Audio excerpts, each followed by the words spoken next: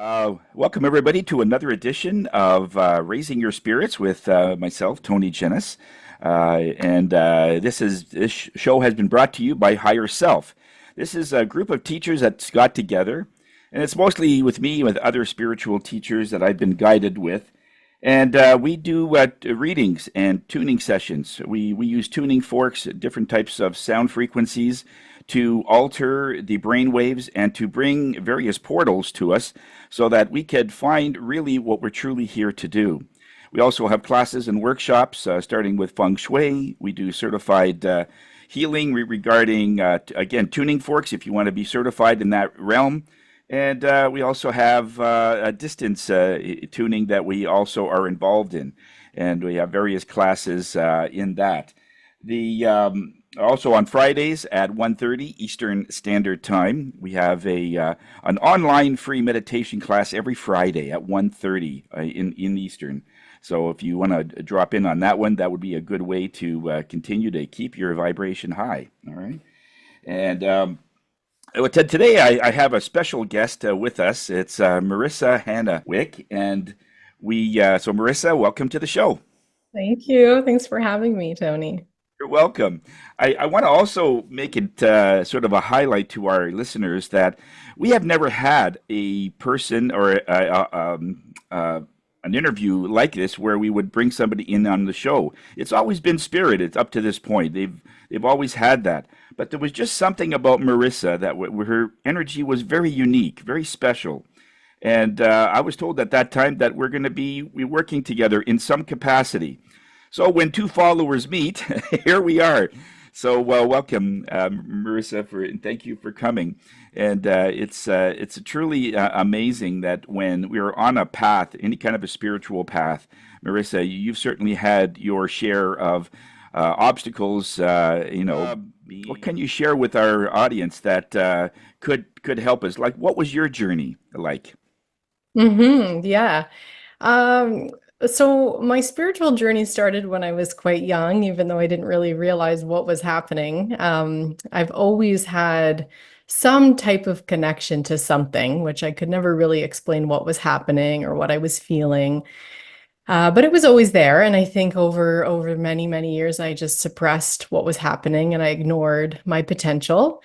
Um, and throughout my childhood, I experienced complex sexual trauma from a family member for many years. And that left a pretty big mark on me, physically, mentally, emotionally, all that stuff. And it wasn't until later in life the buried trauma started to resurface, and it was showing up in all areas of my life, in close relationships and friendships, and even through my career.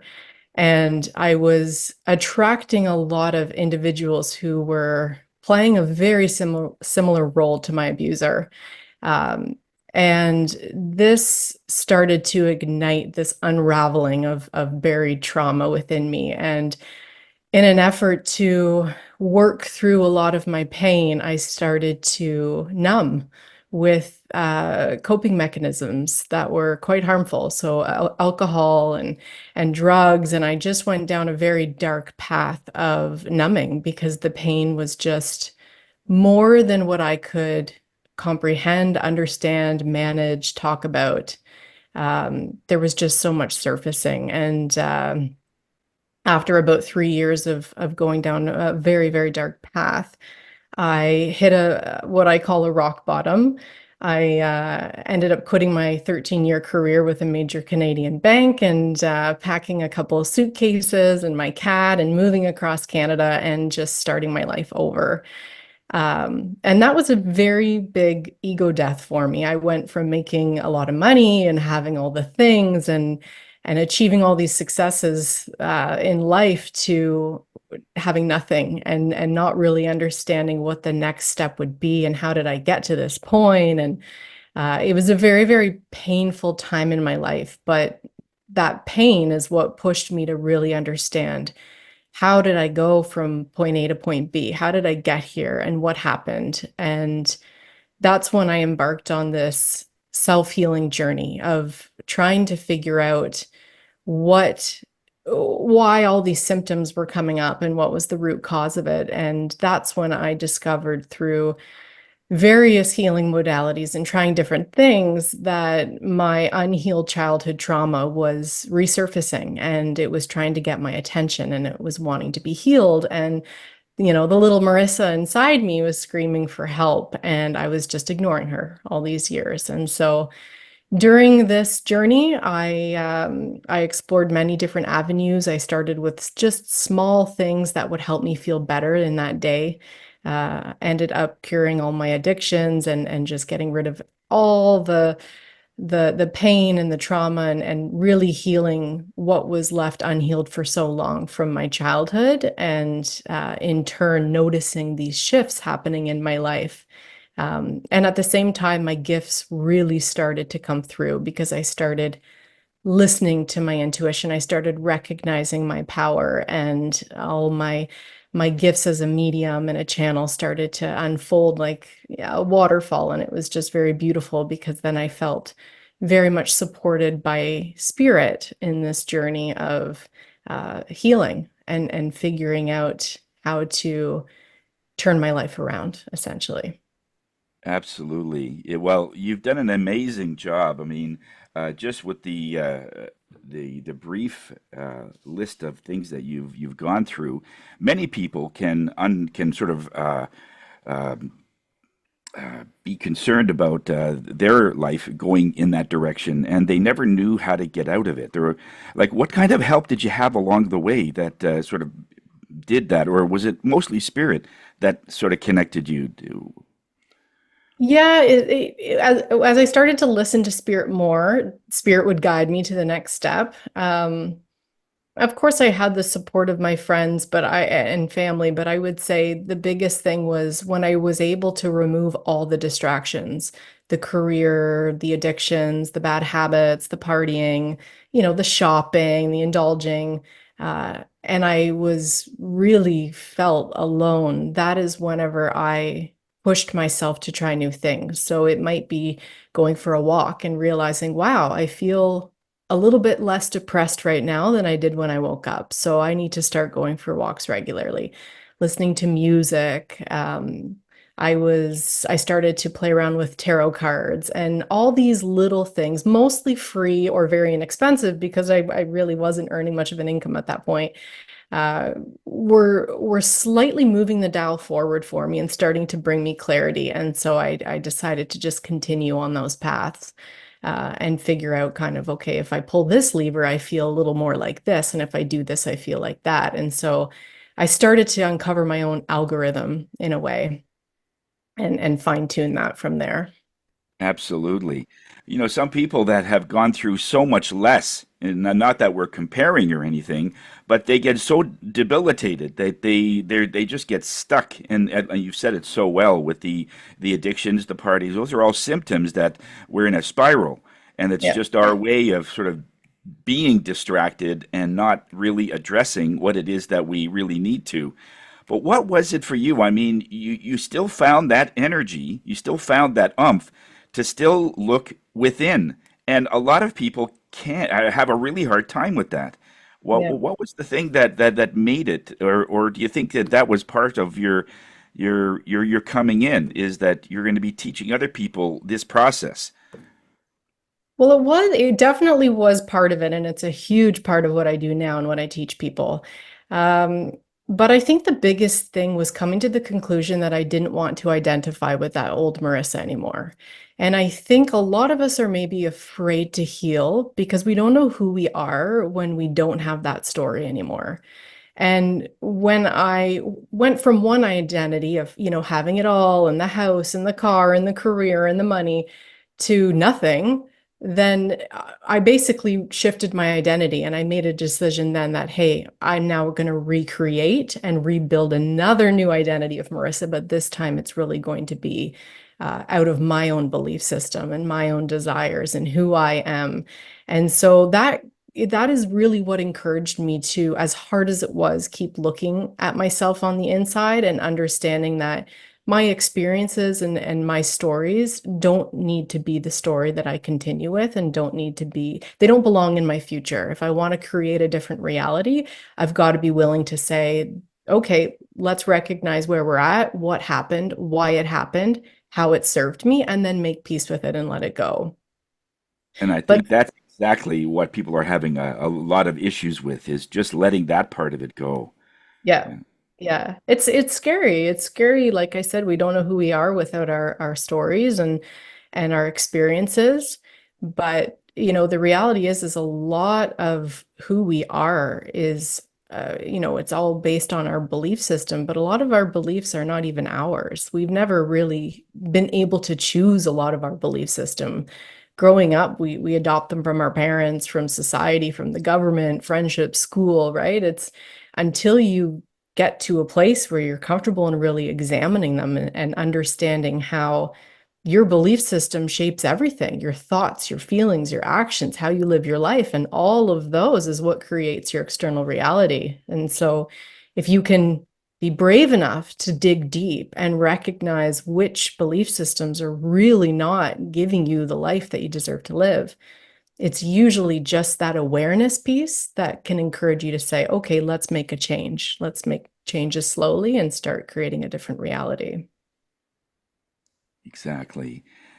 One of the things that I find very, very much the same pattern is that when people are controlled, they feel that they don't have very many options, that their self-esteem is very low, that they really don't know what to do, rather than I'll just go with it because maybe he's right. Maybe this person is right that I am a failure, that I am a nothing without him or her. Yeah. Some guys can relate to this as well. But in that process, or in that way, you found a way to look at your identity in a different way. And I think, in the many experiences I've had, people have a hard time with that identity is they keep holding on to it. Like you said so yourself, you had a house and all the toys, and you were at a certain point in your career. And if and when that happens, it's like, I want to get that again. Yeah. But with you, I didn't get that you really wanted that same sort of notoriety on the outside. You wanted something different. So you just moved on and you recreated yourself. Yeah, exactly. I realized that even though I was happy on paper, I really wasn't happy inside. In fact, I was suffering. And all these distractions were just numbing that pain. And it needed to be dealt with. And yes, I was living a good life, but now I'm living a great life because I have happiness from inside. And it's a huge shift, and it's the hardest part is getting started, but it just takes that willingness to understand and look at things from a different lens. And you start to see these patterns and you start to notice, okay, I do have a lot of power. I think we're spirits here living a human experience. And my belief is it's just kind of learning that formula and our own algorithm for being able to get in this habit of recognizing when something's repeating and then saying, okay, let's be brave enough to understand why. What is it connected to? What's the belief? Why do I believe this to be true? And when you can do that, it leads to you being able to reshape your identity. And I still am doing this today. It's not something that you do once and it's done. You're constantly doing it, but the beautiful thing is it does get easier because you start to see the changes happening and you start to see that it can really work if you stick to it. Yeah, absolutely. And from a young age, like in your case, there was that abuse from a very young age, and a lot of times we want to conform to whatever our adults are saying because we want to belong, we want to be part of the group. So, you think that this is the way it is, and you get to a point where I'm feeling uncomfortable and I don't know who to talk to. Who did you Yeah. talk to? Honestly, I so I didn't talk. I didn't the abuse finished when I was around 10. And I really didn't talk. And I think that was a big part of it. And that's a big motivator for me and the community I'm creating, that it's okay to talk about our hardships. We all have them. We're all here on earth to experience them. So I didn't have a whole lot of people to talk to, and I think that's why it just got so trapped in my body until finally Spirit tried to get my attention and said, "Look, if you're meant to do something with that experience, and if you're not going to open it up and heal, we're going to put you in a really challenging circumstance or circumstances, and it's going to make you really realize it's time to start talking." So it wasn't until I was maybe 30 that I started speaking about the experience more openly. No, that's great. Do you work with men? Because in some cases, the little boys would go through a very similar experience, and they're wired differently. Obviously, they don't like to talk. You know, I sometimes I'd pick up my grandson from school, and he was there all day. How was school? Good. Yeah. That's it. You know, so Yeah. innately, men or boys, they don't talk a whole lot. They do most of the things through action. Yeah. Where little girls and women, they seem to connect and talk more. And I think that's a really great attribute to have, to be able to, like you said, just to speak, just to say something. Do you work with men in your program? I do. Yeah, yeah. I would say it's more the private sessions for men because I think it is a little bit still, there's a lot of stigma, and I think they don't always feel so open and comfortable. But I do think that things are shifting now, and I think more of us, including men, are becoming aware of um, how the earth is changing and how we're being called to unlock these aspects of ourselves that are hidden, or maybe we've been told to believe, not to talk about, or seen as weak if we do, kind of thing. So, but that's very much, I certainly can't relate to an exact experience that a man may have had in abuse, but I can at least relate to the feelings that they might be experiencing. Um, That and powerlessness, that control. Eh? yes, Yeah, exactly. Yeah. So, yeah, I hope to work with more men for sure because I think um, we're coming into a time more and more where we're recognizing that, if we can embrace the balance, the polarities in our energies, the masculine and the feminine, we can really navigate through life a little bit easier. And so I'm uh I'm eager to be a part of that shift in men.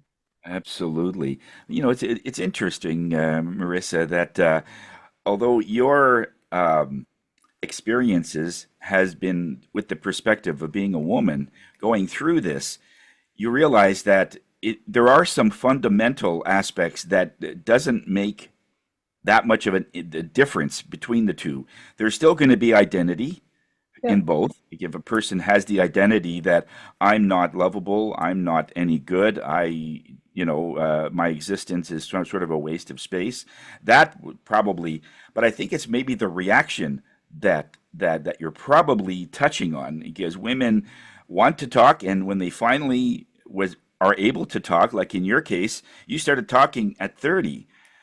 So that's a time where a lot of women are actually really have gone through so much. They're just stop with the mind games. I'm just done with this. And then in that exasperation, they start speaking. Do you think that applies to men in that way? Definitely. 100%. 100%. Yeah.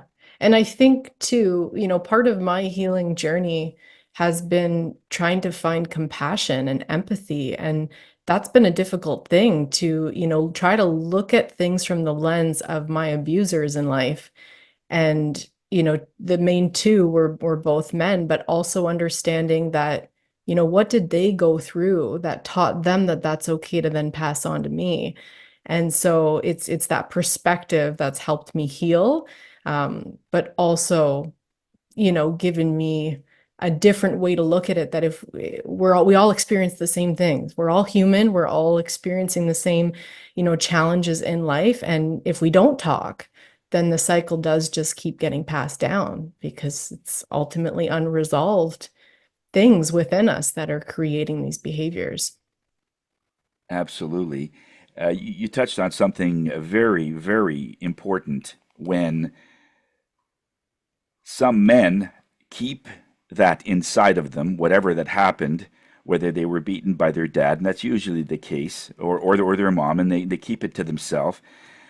The way that they would process some of that stuff is to be able to not only be aggressive to you, but all women.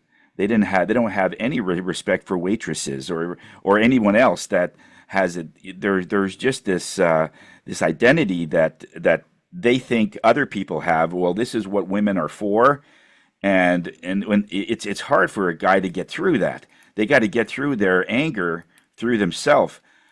So some of the ways that in your program, um, because if I recall, it's a 6 step program, and so just take us through a little bit of the journey of how that works. Yeah, of course. So the program is called Ascend. It's actually the formula that I taught myself when I was going through my healing journey. So, like I said, I started to pull different levers and see what ticked, and I ended up you, finishing on this process that I was able to use and quickly apply when I felt overwhelmed or triggered or like a pattern was resurfacing. And it was just second nature to keep using it because I noticed when I did, I was able to feel better and I cleared and I opened up, almost activated something new. So I ended up, using this process, and this is what I teach in my Ascend journey. And so it's broken down by two parts, creating and clearing. Because I truly believe we have the power to create any life we want. We just need to learn how to manipulate our energy, which manipulates the energy around us. But I also believe that unless we're clearing, it's going to be really hard for us to create. And if we do create, it's going to be really hard for us to hang on to it because those old fears and beliefs will sabotage ourselves out of it and we won't be able to hang on to it. So it's really, really important that I take you through the dark work at the beginning, which is the clearing. And that's really starting to understand, okay, what's happening? What am I experiencing in my life? Have been my big challenges? And figuring out what the common denominator is. And through that, we can determine patterns. And then it's linking those patterns to a subconscious belief. What belief are you holding that's making you believe that this needs to be true for you? That's encouraging your thoughts and your feelings, your behaviors, your actions, and therefore creating your reality.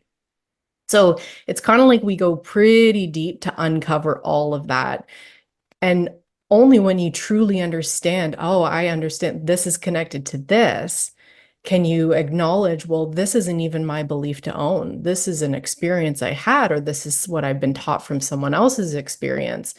And that's when we can start to look at it from a different lens of, okay, it happened for me and not to me. What did I learn from this? I chose to come down to earth. I chose to have this experience for a reason. Let's figure out what that reason is so that we can move on. And through all that work, that's what I believe is the healing process, when you can really be able to understand what's going on and look at it from a lens of what's the blessing in this lesson and shift it, turn it on its head.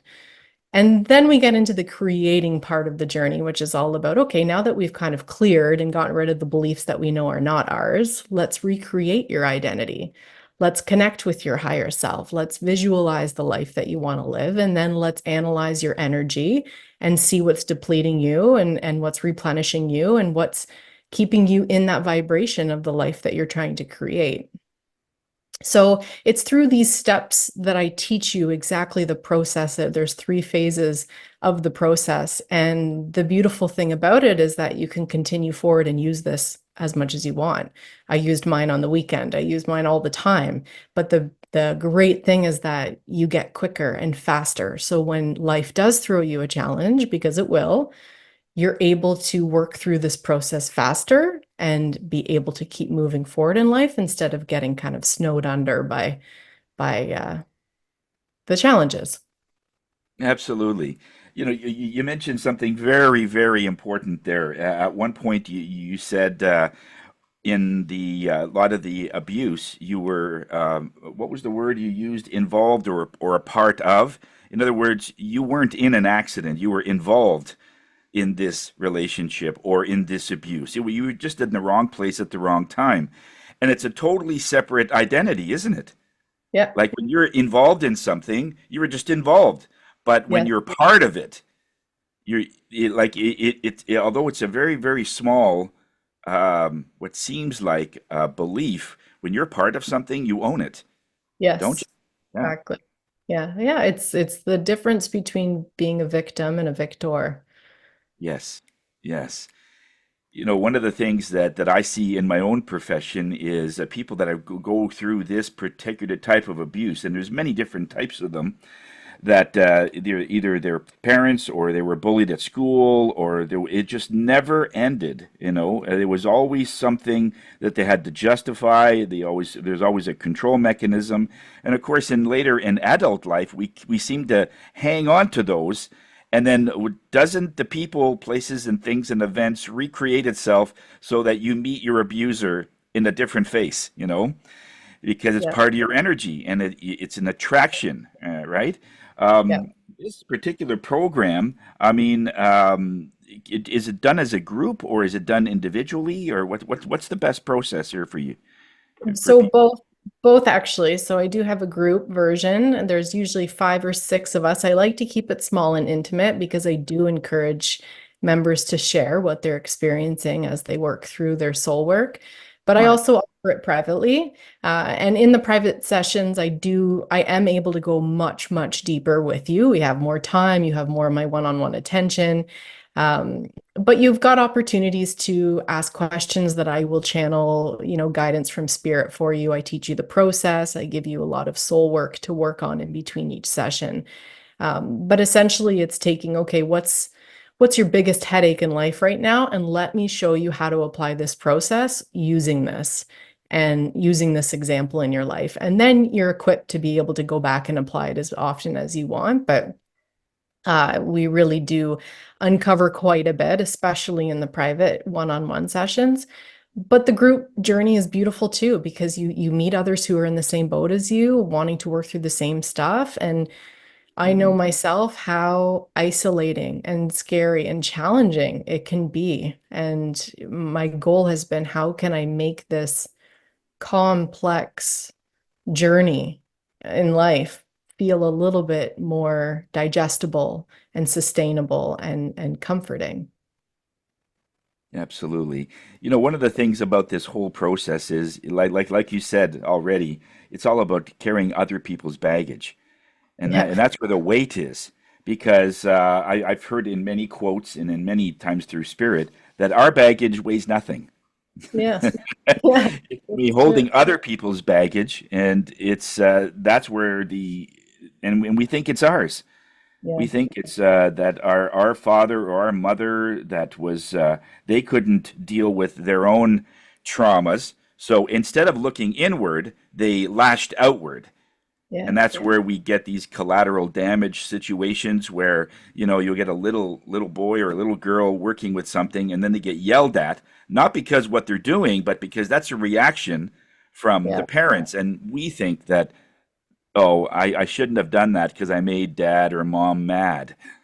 And of course, when Yeah. that goes into later in life, do you feel that people will do that same thing as an adult, where if a person that's in control does something and you feel it's your fault? Yeah. Definitely. Yeah. It's baked into who you are and your programming, right? And it's that automatic response. And yeah, it's amazing to see how um as much as I thought, oh, I'm not in control, I was in control of who I was attracting, because I was still in that mentality of, oh, I'm Marissa and this happened to me, and eh, as a result, I was attracting more of those experiences because, yes, I had acknowledged the experience happened, but I hadn't yet determined the reason why or turned it into light. So yeah, I 100% agree with you. Yeah, I love that you said that. You turn it into light. Only angels can really do that, really, because they can take something very dark and they can bring light to it. Yeah. And it's interesting that many of their responses and reactions from people especially if it's on the line of sexual abuse, is that women want to be less attractive, so they'll start gaining weight. They'll start doing things. They won't, manage their hair like they used to. In other words, they don't want to stand out to look attractive.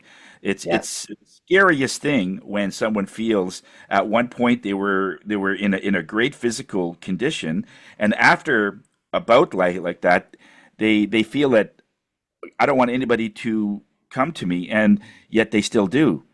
Yeah. So it was really, really interesting and a very good play that you started looking inward, right? Yeah. Yeah. Exactly. Yeah. What you resist will persist. So I like that. it will I just, like it'll stick around until you face it. exactly. But in doing all of this, I've never really heard of your type of program. It's all been counseling, and they talk about the abuse, which I'm really not a fan of. I really, because sometimes when I get people and they get sort of regurgitated of, okay, I have a personality disorder. Well, who told you that? Who told you you were anywhere disordered? I'm Yeah. not sure if you get that for some people, but when people are really honestly talking and they feel that something is their fault, there has to be some internal individual accountability, right? There has to be something you could say no more. Yeah, exactly. I've had lots of clients say to me, this, by session 2 or 3, this has helped me more than years of therapy has, because I truly empower you. Sure, you can come back and working with me. I'm always open to helping, but I don't feel I'm doing my job if I'm not empowering you to be able to work through your own stuff and feel like if you hit a roadblock in life, you can maneuver through it. So, and a lot of the empowerment piece comes at that second phase where we really start to reframe and we turn that experience on its head. Okay, yes, this happened, but what are you going to do with it? This is part of your soul medicine. What did you learn from it? How are you a better person because of it? What do you know now you didn't? Use that as your superpower. And that's where you start to see people shift and go, wow, okay, yeah, like they're more open to wanting to shift it because they feel the power in them. So, yeah, it's interesting. What was the biggest success you've ever had where somebody was totally transformed? Like without giving any names or whatever, was there a point where somebody was really in a black hole, as you call it, and they came out of it because of your involvement with them? What was the biggest success you've ever had? Yeah, I would say, oh gosh, I'm trying to think of the biggest one, but there is one that always stands out to me, and it was actually working with a man. He's a highly successful man, owns a few businesses, reached out to me through LinkedIn, said that, what he saw me writing in my blog spoke to him and made him and really resonated with him. And we worked through the journey together. And at one point, he stopped and said, I just have to tell you, I'm usually too smart for these things. I usually see through them. They don't really stick with me. And but you've really got something here. Like the way that I operate in my life has completely changed. My relationships with my wife and my family, and I'm able to catch myself quicker when I'm falling down and back into the old pattern or the old hole. And I remember that just really resonated with me. Like I even felt it in my body, and it was almost like it was spirit speaking through him to be like, keep going, Marissa. Um, so I would say, yeah, just, we can be so successful in business on paper, but inside sometimes we're suffering or we're just feeling like something's missing. And so to me, that really helped me reframe, how can I be successful? It's not to help someone make a lot of money. That's really great. People can do that. But for me, it's helping people with what's inside. And he was a perfect example of how um, I could do that. Excellent, and you could only imagine the amount of internal work to not only move a business because our energy creates anything that is attracting to us. Yeah. Even in the best of condition, to make it so your business is successful and you're attracting clients, you're attracting people, helpful people. If you got all this clump of anger and control, and you have to get over that too to be successful. So it's even more difficult because you've got all these other things going on that weighing you down, and if you're still successful, this is a great example of somebody who's got that tenacity, and you have that. You took it from a very dark place, and you've turned it into something like a flower. Like anybody that craps on us, it seems like we can make a flower out of that almost. And it's great to see how you could turn this darkness, and there is light in darkness actually. Yeah. Even in the darkest of dark, there is a crack of light. That's all it needs. And to I be able to find it and amplify it, and that's where yeah, everything seems to come from. So that was a good example, and I was getting that was important because guys need this. Guys are just keeping everything inside, and you said it so well. I think I see through most of these things. They think they know everything, and I can attest to that. There was a point where I thought I knew everything, and now that a lot of the sliver of knowledge that I'm getting from Spirit, I know nothing. And it's a very humble place to be. In other yeah, words, you're not arrogant because there's so much to this. There is so much to this. We're only feeling it from a human level. yeah, You get yeah. any that because with your ability, you can also detect that it isn't from this life. It might be something else that they were born with that came in through another because they didn't address it in another life. Did you get any of those?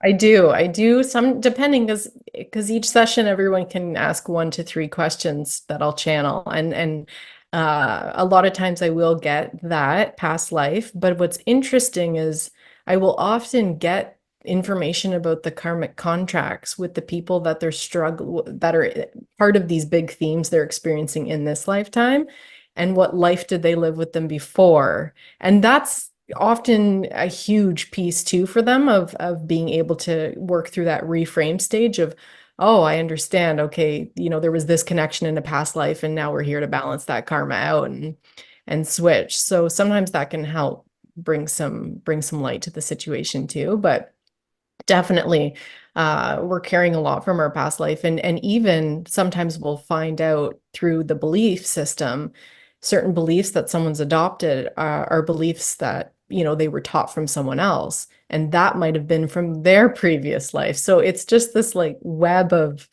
um, interesting connections that you can uncover, and that's why the one-on-one work is great because we can go that much deeper. But yeah, it's fascinating how we bring stuff into this life too to continue to work through. Absolutely. It's really good to be multidimensional, isn't it? In other words, you're using so many skills. You're using your mediumship, your experiences, what that experience is, and what came out of all those experiences.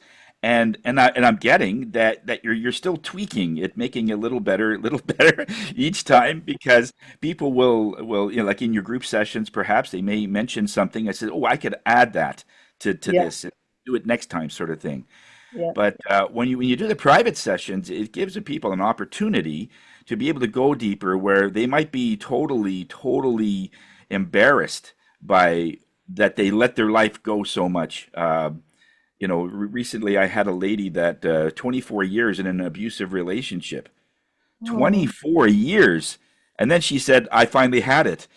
You think yeah, it's a yeah, long time, but it's not that we're judging. It's a long time. That's how much time she needed. yeah, So in her, that was that limit. With other people, it's 6 months, and other people won't take it at all. They just can't take anything. But they've done enough of the work in that you're introducing. And do you find that it brings about when they find out what went wrong? Do you find that sometimes it's replaced by guilt that they should have done it sooner, or they could have come to you sooner, or done this and yeah. not have to suffer so much? Yeah, yeah, totally. And that's why sometimes the first half of the journey can be challenging because you do experience, guilt, shame, maybe resentment, bitterness of like, how did I believe this all my life? Or how did I not do this sooner? And grief. like huge feelings of grief of, for your younger version of you, or the identity you're letting go of. So it's definitely challenging. But it's so rewarding. Like I always say it's big work, but it yields big results. And you're gonna just you feel lighter. I even sometimes can sense where people are holding that trauma in their body, right? And they notice they move differently, they stand differently, they see things differently as they work through these things because um, I don't want to go into too much detail here, but when you shift your beliefs and you start to change your reality, you're almost changing your past, and you're switching timelines, you're switching identities completely, and a lot of things happen in your body when you do that. So it's very fascinating. But yes, definitely there can be a period of sadness and guilt, but yeah, at least I can say, I've been there. I've been there, and you'll get through it. It's temporary. Yes, yes. Yeah, there's an unlimited amount of love, but Yeah. only a finite amount of darkness that will take on, you know. And Yes. so some people just have different tolerances. But Yeah. speaking of sort of like a darker end, it's amazing that spirit, because you were in the Ottawa area, and you bought a home or a condo there, and then you picked up and went to Spain, Yeah. and then now you're in Paris. Yes. And when looking at Twitter and X, it's really there's a lot of unrest there. So to have you positioned there, I think is very very interesting, that they picked that area. And so, what are you finding that are you attracting more people from Paris that are going through all these things? I mean, I can't imagine what it's like, with because there's what is it? Several churches have been burnt down, and there's a lot of unrest with the immigration and so on. But they Yeah. put you this lovely energy, they put you this light in that area of darkness, and so. So do you feel safe? Do you feel they have that inner safety that they got your back? I do. I definitely feel the safety. And it's funny because my whole journey in Tenerife was learning about the real definition of love and unconditional love. And that's part of that led me to an experience here in Paris around unconditional love and just these beautiful connections. And I feel like I'm here to now spread what I learned last year. So it's still quite early. I'm still integrating. I'm still, brushing up on my French, but I do feel I'm here for a reason, and I'm excited to see what comes from it. But yeah, energetically and intuitively, I can sense that I've got some work to do here, and even just France in general, to be honest. Yes, yes, yes, exactly.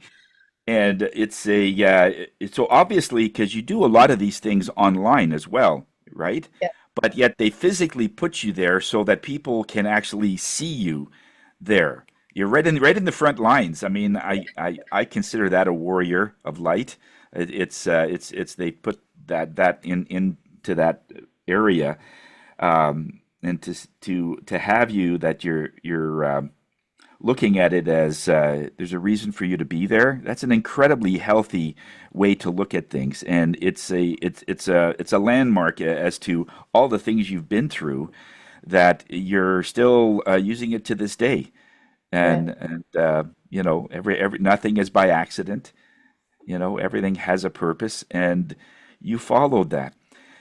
When you get to that point, what makes, a lot of people will say that I've never left Ottawa, or I've never left, my town, my hometown in 30 years. And then when they hear of stories where people would just basically pack two suitcases like you did, and you just went and moved and you didn't know what your journey was going to be. What did that feel like? Um, Mixed emotions. I think I knew if I sat around too long and thought about it, I might cop out. So I knew I had to follow my gut. There was a reason I was called to Spain. There was a reason I'm called to Paris. And you just have to take a risk on yourself. Because for me, it's far worse to take no risk, no chance, and continue living a mediocre life when maybe I could be living a really fantastic life. I can learn something new. I can be challenged. I can be activated and upgraded, with new energy and new people, new cultures. So, of course, there's mixed emotions. It is, I'm not going to lie, there's challenges in moving, relocating, new city, new language, new streets, new culture.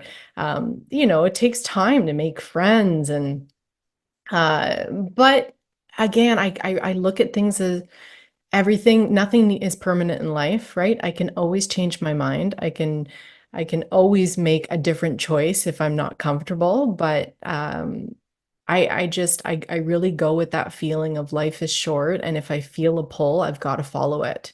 Um, and that just remembering the more I do it, the more comfortable I get because it's always led to these incredible new breakthroughs and epiphanies in the past. So that I think kind of cushions me a little bit to say, like, you've got this, Marissa, you can do it. And I think the key thing is just I really stick to my routine. And this is something I teach in the second part of my Ascend journey is building your energetic blueprint. So I know exactly the things I need to be me, and that no matter which house I'm living in, home is inside, and home is that routine that I create for myself and what I know I need to be doing and keeping as staples in my life to keep me grounded, and keep me humble in who I am. And that's key. That helps me a lot through transition and change. Consistency is a big part of that. A lot of people have an issue with they can do something once, maybe twice, but to be able to be consistent, Yeah. that's tough. So my hat goes off to you. That is not an easy um, routine or a sort of a belief to keep going by, but it for you it grounds you. It makes Yeah. it so that you at least have something that never changes is your routine, no matter where you Yeah. are. So that's a very healthy standpoint in terms of your energy, because like you said, your home is in your heart, and where you physically are, that's where you are is home. Yeah. Exactly. Exactly. Marissa, what's your favorite quote? Hmm.